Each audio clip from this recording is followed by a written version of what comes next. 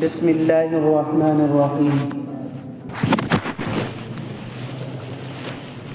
یا ایہا الذین آمنوا کتب علیکم الصیام کما کتب علی الذین من قبلکم لعلکم تتقون صدق اللہ العظیم۔ قال النبی صلی اللہ علیہ وسلم اذا دخل رمضان فتحت ابواب السماء وفي رواية فتحت ابواب الجنة وفي رواية غلقت ابواب جہنم وسلسلة الشياطين ومردة الجن او كما قال صلی اللہ علیہ وسلم۔ حاضرین محترم اور سامعین کرام، اللہ رب العزت نے انسان کو جو مقام عطا فرمایا ہے اس کو انسان احسان سمجھے نہ سمجھے، لیکن وہ ایسا احسان ہے کہ اس کی تلافی ممکن نہیں۔ اللہ تعالیٰ نے انسان کے اوپر پیدائش سے لے کر موت تک کی اس کی پوری زندگی کے اندر نعمتوں کے اندر اس کو ڈبو دیا، گویا کہ نعمتوں کے سمندر کے اندر اللہ تعالیٰ نے انسان کو چھوڑ دیا۔ آپ زندگی کے کون سے مرحلے پر اللہ رب العزت کی نعمتوں کا انکار کر سکتے ہو؟ آپ اپنے بچپن کو دیکھ لیجئے، سارے کا سارا بچپن اللہ تعالیٰ کی نعمتوں کا مرہون منت ہے۔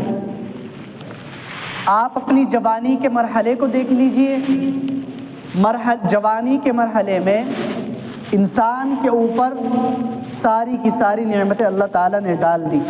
مضبوطی ہے، طاقت ہے، بڑی ہمت ہے، بڑا حوصلہ ہے اور بڑے بلند ارادے ہیں۔ یہ سب چیزیں انسان کے اندر جمع ہو جاتی ہیں جوانی کے اندر۔ اس سے آگے اور بڑھتے چلے جائیے اور بڑھاپے کے مرحلے میں آپ دیکھ لیجئے اللہ تعالیٰ کی کتنے احسانات ہیں بندے کے اوپر۔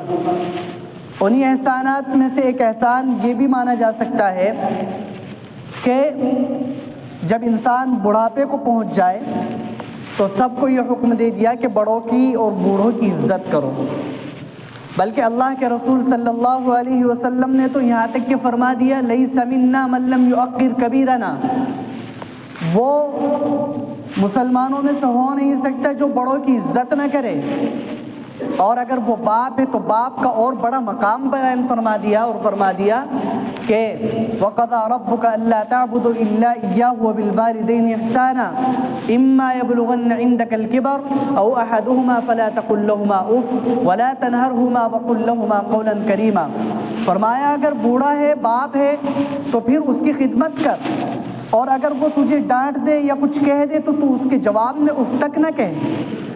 تو یہ اتنا بڑا مقام اللہ تعالیٰ نے جوانی کے اندر بھی انسان کو عطا فرمایا، بڑھاپے میں۔ تو بچپن دیکھیے یا جوانی دیکھ لیجئے یا پھر اپنے بڑھاپے پہ غور کر لیجئے، اللہ تبارک و تعالیٰ نے آپ کے اوپر احسان ہی احسان فرما دیے ہیں۔ تو پھر ہمارا کیا فریضہ بنتا ہے؟ ہمارے اوپر کیا فریضہ عائد ہوتا ہے؟ ہماری ذمہ داری کیا ہونی چاہیے؟ ہماری ذمہ داری یہ ہونی چاہیے کہ ہم اللہ تعالیٰ کے ان احسانات کا اگرچہ بدلہ نہیں دے سکتے، کبھی نہیں دے سکتے، قطعاً نہیں دے سکتے، لیکن اگر ہم کوشش کریں تو کچھ نہ کچھ شکر گزاری کر سکتے ہیں۔ حضرت یوسف علیہ السلام کو جب ان کے بھائیوں نے کنویں کے اندر ڈالا اور مسافروں نے کنویں سے حضرت یوسف علیہ السلام کو نکالا اور نکال کر کے مصر کے بازار کے اندر فروخت کرنے لگے اور نیلامی ہونے لگی حضرت یوسف علیہ السلام جیسے خوبصورت بچے کی، تو پھر بادشاہ اپنی دولت لے کر اور مالدار اپنے سرمایے لے کر کے اور ایک بوڑھی اماں اپنی روئی کی گٹھڑی لے کر کے اس بازار میں جانے لگی۔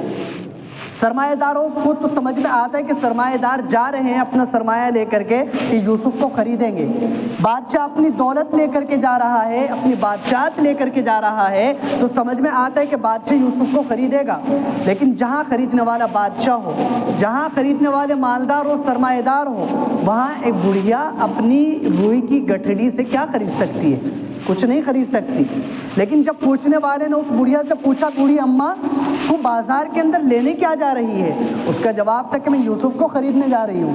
اس سے کہنے والے نے کہا کہ یوسف کو کیسے خریدے گی جبکہ وہاں خریدنے والے بادشاہ ہیں, وہاں خریدنے والے مالدار ہیں, وہاں خریدنے والے سرمایہ دار ہیں. تو اس نے کہا کہ مجھے معلوم ہے خریداروں کی صف میں بادشاہ ہیں, مجھے معلوم ہے خریداروں کی صف میں سرمایہ دار اور مالدار اور غنی لوگ ہیں, لیکن میں خریدنے کے لیے جاؤں گی. قیامت کے دن جب یہ اعلان ہو رہا ہوگا کہ جو لوگ یوسف علیہ السلام کو خرید کر آزاد کرنے کے لیے گئے تھے, تو پھر وہ سامنے آ جائیں تو ان میں میرا نام آ جائے گا. گویا کہ میں اپنا نام لکھانے جا رہی ہوں, مجھے یقین ہے کہ نہیں خرید سکتی, لیکن میرا نام ان لوگوں کی صف میں شامل ہو جائے گا جو یوسف کو خرید کر آزاد کرنا چاہتے ہیں. اسی طرح ہم اللہ تبارک و تعالیٰ کے احسانات کا بدلہ نہیں چکا سکتے, لیکن کوشش کر سکتے ہیں بدلہ چکانے کی نہیں, شکر گزاری کی. بندہ ہے ہی شکر گزاری کرنے کے لیے, وہ بندہ ہی نہیں ہے جو شکر گزاری نہ کرے. اللہ رب العزت نے تمام نعمتیں آپ کے اوپر نچوڑ دی, اور قرآن کریم کے اندر انسان کو نہیں جنات کو بھی بار بار کہا فَبِأَيِّ آلَاءِ رَبِّكُمَا تُكَذِّبَانِ فَبِأَيِّ آلَاءِ رَبِّكُمَا تُكَذِّبَانِ فَبِأَيِّ آلَاءِ رَبِّكُمَا تُكَذِّبَانِ. اور جن اور انسان تم بتلاؤ میری کون کون سی نعمتوں کو جھٹلاؤ گے. تو انسان اللہ تبارک و تعالیٰ کے احسانات کا مرہون ہے. انسان کے اوپر اللہ تبارک و تعالیٰ کے جس قدر احسان ہے وہ نہیں سمجھ سکتا اور گن بھی نہیں سکتا. وَإِن تَعُدُّوا نِعْمَةَ اللَّهِ لَا تُحْصُوهَا, اگر تم اللہ تبارک و تعالیٰ کی نعمتوں کو شمار کرنا چاہو نہیں شمار کر سکتے, اس لیے کہ ہے ہی وہ اتنے سارے. 2-4 ہوں یا 100 ہوں 200 ہوں تو گننے میں آئے, لیکن ان کی کوئی گنتی ہی نہیں ہے, اس لیے کہ اللہ رب العزت وہ غیر محدود ہے. اللہ رب العزت کی نعمتیں بھی غیر محدود ہیں. اللہ رب العزت کی نعمتوں کی کوئی لمٹ نہیں ہے. خیر, ابھی جو رمضان المبارک کا بابرکت مہینہ اللہ رب العزت نے تحفے میں ہمیں دیا ہے, ہمیں اس کی قدر کرنی چاہیے, ہمیں اس کا اہتمام کرنا چاہیے.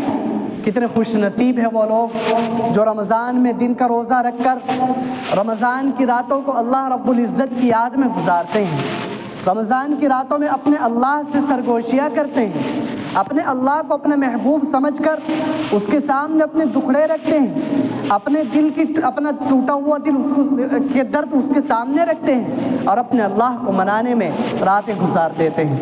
لیکن دوسری طرف کتنے بد نصیب ہیں وہ لوگ کہ جو رمضان کا روزہ نہ رکھ سکیں, کتنے بد نصیب ہیں وہ لوگ جو رمضان کے روزے کا اہتمام نہ کر سکیں, کتنے بد نصیب ہیں وہ لوگ جو رمضان المبارک کے اس عظیم فریضے یعنی روزے کی ناقدری کرتے ہیں, اور کتنے بد نصیب ہیں وہ لوگ جو رمضان کی راتوں کو بھی گناہوں میں گزار دیتے ہیں. اللہ کے رسول صلی اللہ علیہ وسلم, شاید اس سے پہلے بھی حدیث سنی ہو, اللہ کے رسول صلی اللہ علیہ وسلم ایک مرتبہ مسجد نبوی کے اندر ممبر پر تشریف فرما ہونے لگے, اور اس وقت جب ممبر پر تشریف فرما ہونے لگے, ممبر کی پہلی سیڑھی پر اللہ کے رسول صلی اللہ علیہ وسلم نے قدم مبارک رکھا, فرمایا آمین. دوسری سیڑھی پر قدم رکھا, پھر فرمایا آمین. تیسری سیڑھی پر قدم رکھا, پھر فرمایا آمین. حضرات صحابہ کرام نے سوال کیا, اے اللہ کے رسول صلی اللہ علیہ وسلم, یہ ممبر بھی وہی ہے جو آج سے پہلے تھا, یہ مسجد بھی وہی ہے جو آج سے پہلے تھی, اور یہ دن پہلے بھی آیا ہے جمعے کا دن, خطبہ دینے کے لیے پہلے بھی آپ ممبر پر تشریف لے گئے ہیں, لیکن جس طریقے سے اور جس طرز پر آج آپ ممبر پر چڑھنے لگے, ہم نے اس سے پہلے آپ کو اس طرح سے ممبر پر چڑھتے ہوئے نہیں دیکھا, آخر کیا وجہ ہے؟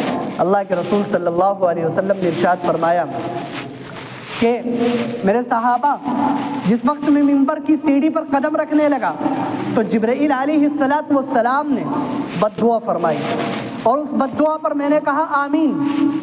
دوسری سیڑھی پر جب میں نے قدم رکھا, جبرائیل علیہ السلام نے ایک اور بد دعا فرمائی, میں نے اس بد دعا پر کہا آمین.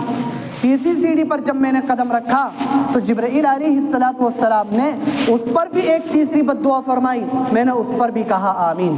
حضرات صحابہ کرام رضوان اللہ علیہم اجمعین نے وضاحت طلب کی تو اللہ کے رسول صلی اللہ علیہ وسلم نے وضاحت دیتے ہوئے فرمایا، جب میں نے منبر کی پہلی سیڑھی پر قدم رکھا تھا تو جبرائیل علیہ السلام نے یہ بد دعا فرمائی تھی کہ ہلاک ہو جائے وہ شخص، تباہ ہو جائے وہ شخص، برباد ہو جائے وہ شخص جو اپنے والدین کو بڑھاپے کی عمر میں پائے اور ان کی خدمت کر کے اپنے آپ کو جنت کا مستحق نہ بنا سکے۔ تو میں نے کہا آمین۔ اور دوسری سیڑھی پر جب میں نے قدم رکھا تو جبرائیل علیہ السلام نے بد دعا فرمائی، ہلاک ہو جائے وہ شخص، تباہ اور برباد ہو جائے وہ شخص جس کے سامنے محمد کا نام لیا جائے اور وہ محمد پر درود نہ بھیجے صلی اللہ علیہ وسلم۔ اور محمد صلی اللہ علیہ وسلم کہنے لگے، میں نے اس بد دعا پر بھی کہا آمین۔ اور تیسری سیڑھی پر جب میں نے قدم رکھا، غور سے سنیے، اپنے دل اور دماغ کو کھول کر کے سنیے، تیسری بد دعا کرنے والا جبرائیل علیہ السلام جیسا فرشتہ جو سید الملائکہ ہیں، فرشتوں کے سردار ہیں، فرشتوں کی سب میں سب سے بڑا مقام رکھتے ہیں، جبرائیل علیہ السلام وہ بد دعا فرما رہے ہیں۔ کیا بد دعا؟ بد دعا فرمائی کہ ہلاک ہو جائے وہ شخص اور تباہ اور برباد ہو جائے وہ شخص۔ رغم انف رجل، عربی زبان کے اندر اللہ کے رسول نے یہ بد دعا دی، رغم انف رجل، اس شخص کی ناک خاک آلود ہو جائے کہ جو شخص رمضان المبارک کا مہینہ پائے اور اس رمضان المبارک کے مہینے میں عبادات کر کے، روزے رکھ کر، تراویح پڑھ کر، ذکر کر کے، قرآن کریم کی تلاوت کر کے، اللہ تبارک و تعالیٰ کے سامنے رو کر گڑ گڑا کر کے اپنے اللہ کو راضی نہ کر سکے، اپنی مغفرت نہ کرا سکے، اپنی معافی نہ کرا سکے، تو پھر وہ شخص ہلاک ہو جائے۔ میں نے اس بد دعا پر کہا آمین۔ یہ تیسری سیڑھی پر چڑھتے ہوئے اللہ کے رسول صلی اللہ علیہ وسلم نے جبرائیل علیہ السلام کی بد دعا پر آمین کہی۔ آپ غور کریں، ذرا سوچیں، بد دعا کرنے والا کون ہے؟ فرشتہ۔ اور فرشتہ کون ہوتا ہے؟ جو نورانی مخلوق ہے، اور فرشتہ کبھی زندگی میں کوئی گناہ نہیں کرتا، پاک ہے، بالکل پاکیزہ ہے۔ بلکہ آپ کو سمجھنے میں آسانی ہوگی، علماء کہتے ہیں کہ جب آپ کو دعا کرنی ہو تو ایسے وقت میں دعا کرے کہ آپ کا پیٹ خالی ہو، آپ کا پیٹ بھرا ہوا نہ ہو، اس وقت میں آپ دعا کریں تو وہ دعا ضرور قبول ہوگی۔ پوچھا گیا کیوں؟ اس کی کیا وجہ ہے؟ اس کا کیا ریزن ہے؟ اس کی کیا حکمت ہے؟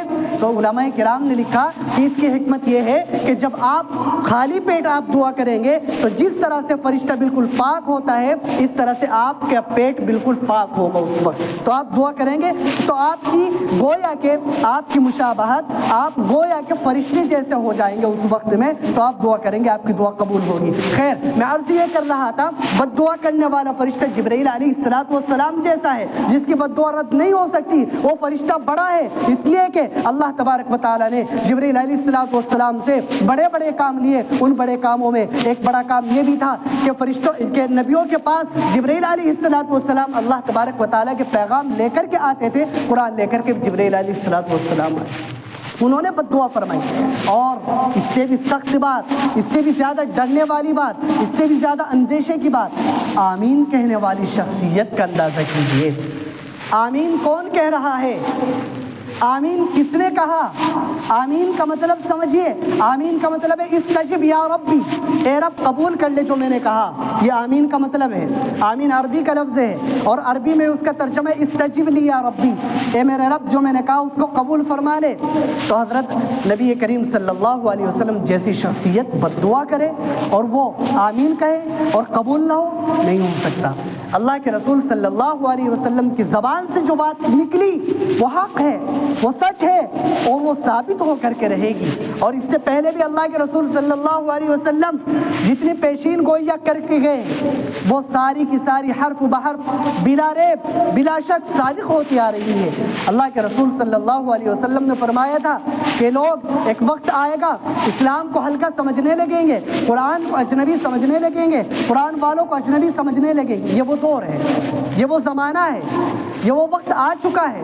اس لیے اللہ کے رسول صلی اللہ علیہ وسلم کی اس آمین سے ڈریے جو حضرت جبرائیل علیہ السلام کی بد دعا پر کہی۔ اور رمضان کے روزے کا اہتمام کیجیے، رمضان کی تراویح کا اہتمام کیجیے۔ 10 شب میں قرآن کریم پڑھ کر کے یہ مت سمجھیے کہ ہم نے حق ادا کر دیا، بلکہ 2 سنتیں ہیں، 2 چیز یہ سمجھیے، مسئلہ سمجھیے۔ رمضان المبارک کی تراویح کے تعلق سے لوگوں کے اندر یہ ایک بہت بڑی غفلت پیدا ہو چکی ہے. 10 شب میں قرآن کریم سن لیا, اس کے بعد تراویح کی چھٹی سمجھنے لگتے ہیں. تراویح کی چھٹی نہیں ہوئی, دو چیزیں الگ الگ ہیں, دو سنت ہیں. پورے مہینے تراویح پڑھنا یہ ایک الگ سنت ہے, اور پورا قرآن کریم تراویح میں سننا یہ ایک الگ سنت ہے.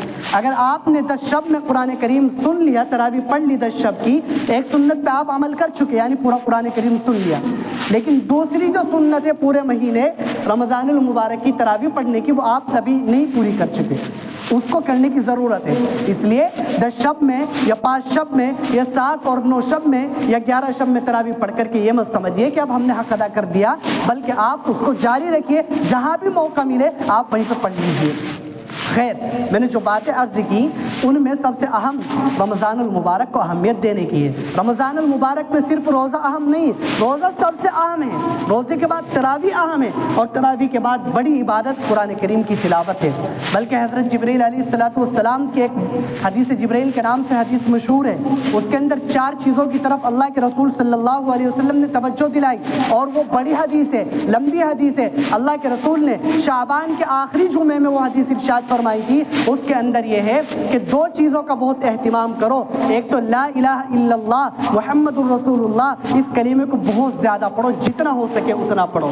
اور دوسرا استغفار کی کثرت رکھو, اپنے گناہوں کی معافی چاہو. یہ 2 چیزیں. اور 2 چیزیں ایسی ارشاد فرمائی اللہ کے رسول صلی اللہ علیہ وسلم نے, ان کے بارے میں خود اپنی بابرکت زبان سے یہ بھی فرمایا, ان کے بغیر انسان کو کوئی چارہ کار نہیں, ان کے بغیر انسان نہیں بچ سکتا. ایک تو یہ کہ اللہ سے جنت مانگو, اور دوسرا یہ کہ اللہ تبارک و تعالیٰ سے جہنم کی پناہ مانگو. اللہ تعالیٰ سے دعا ہے اللہ تعالیٰ ہم سب کو کہیں کہیں باتوں پہ عمل کرنے کی توفیق نصیب فرمائے. وآخر دعوانا الحمدللہ.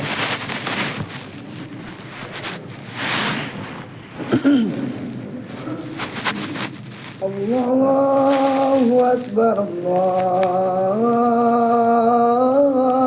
اکبر, اللہ اکبر, اللہ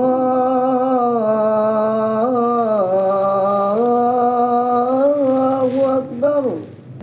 اشہد ان لا الہ الا اللہ,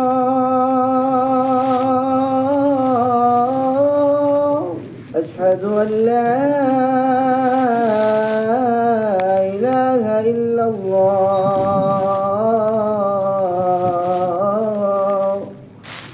اشہد ان محمد رسول اللہ,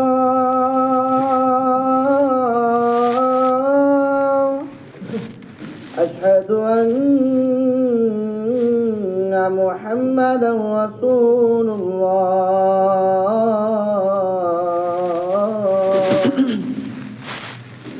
حي على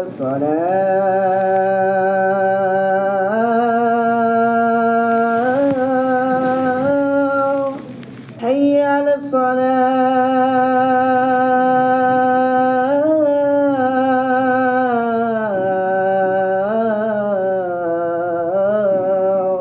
حي على الفلاح,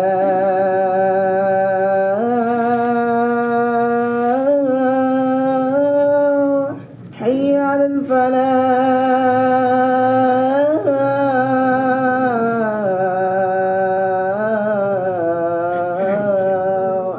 الله أكبر, الله أكبر. لا إله إلا الله.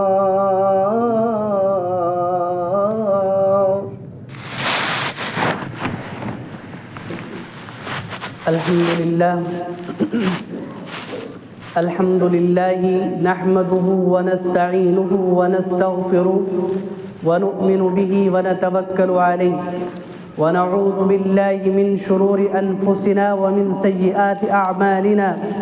من يهده الله فلا مضل له ومن يضلله فلا هادي له, وأشهد أن لا إله إلا الله وحده لا شريك له, وأشهد أن محمدا عبد الله ورسوله أرسله بالحق بشيرا ونذيرا بين يدي الساعة. من يطع الله ورسوله فقد رشد, ومن يعصهما فإنه لا يضر إلا نفسه ولا يضر الله شيئا.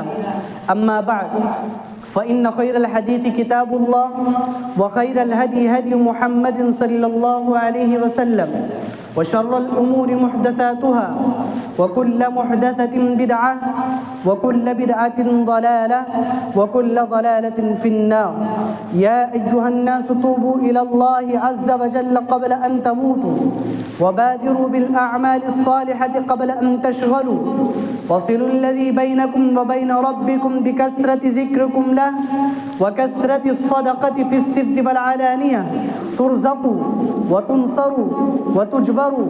اعلموا أن الله قد افترض عليكم الجمعة في مقام هذا في يوم هذا من عام هذا إلى يوم القيامة، فمن تركها في حياتي أو بعدي وله إمام عادل أو جائر استخفافا بها أو جحودا لها فلا جمع الله له شمله ولا بارك له في أمره. ألا ولا صلاة له ولا حج له ولا صوم له ولا بر له حتى يتوب، فمن تاب تاب الله عليه. ألا لا تؤمن امرأة رجلا ولا يؤم أعرابي مهاجرا ولا يؤم فاجر مؤمنا إلا أن يقهره بسلطان يخاف سيفه وصوته. لينتهين أقوام عن بدعهم الجمعات أو ليختمن الله على قلوبهم ثم ليكونن من الغافلين.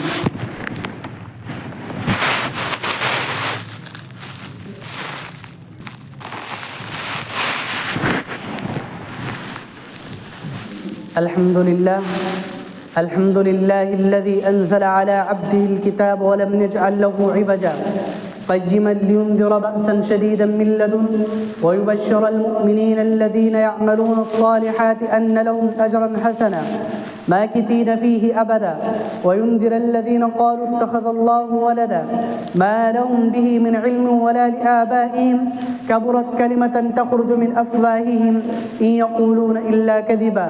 إن الله وملائكته يصلون على النبي يا أيها الذين آمنوا صلوا عليه وسلموا تسليما. اللهم فصل وسلم وبارك وأنعم على نبيك وصفيك وحبيبك محمد صلى الله عليه وسلم. محمد رسول الله والذين معه أشداء على الكفار رحماء بينهم تراهم ركعا سجدا يبتغون فضلا من الله ورزوانا سيماهم في وجوههم من أثر السجود ذلك مثلهم في التوراة ومثلهم في الإنجيل كزرع أخرج شطأه فآزره فاستغلظ فاستوى على سوقه يعجب الزراء ليغيظ بهم الكفار. وعد الله الذين آمنوا وعملوا الصالحات منهم مغفرة وأجرا عظيما. والسابقون الأولون من المهاجرين والأنصار والذين اتبعوهم بإحسان رضي الله عنهم ورضوا عنه وأعد لهم جنات تجري تحتها الأنهار خالدين فيها أبدا. إنما يريد الله ليذهب عنكم الرجس أهل البيت ويطهركم تطهيرا. ربنا اغفر لنا ولإخواننا الذين سبقونا بالإيمان ولا تجعل في قلوبنا غلا للذين آمنوا ربنا إنك رؤوف رحيم. إن الله يأمر بالعدل والإحسان وإيتاء ذي القربى وينهى عن الفحشاء والمنكر والبغي يعظكم لعلكم تذكرون. فاذكروني أذكركم واشكروا لي ولا تكفرون.